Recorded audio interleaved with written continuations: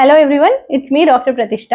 So ఇవాళ fertile window and safe period ఏది menstrual సైకిల్లో మనం తెలుసుకుందాం.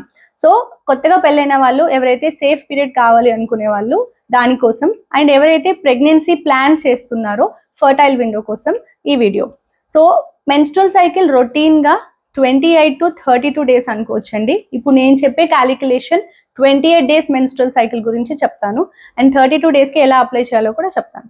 సో 28 డేస్ అనుకుంటే ఫస్ట్ 14 డేస్ అండ్ లాస్ట్ 14 డేస్గా డివైడ్ చేసుకుంటే 14th డేకి ఓవ్యులేషన్ అనేది జరుగుతుంది.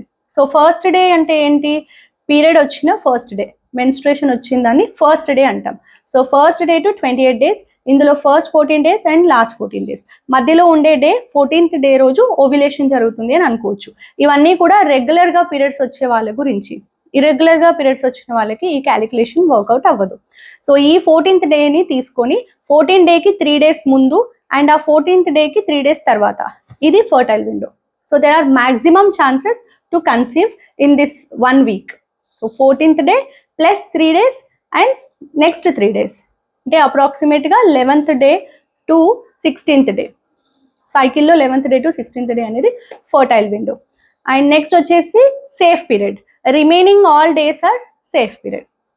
So keep following and be healthy.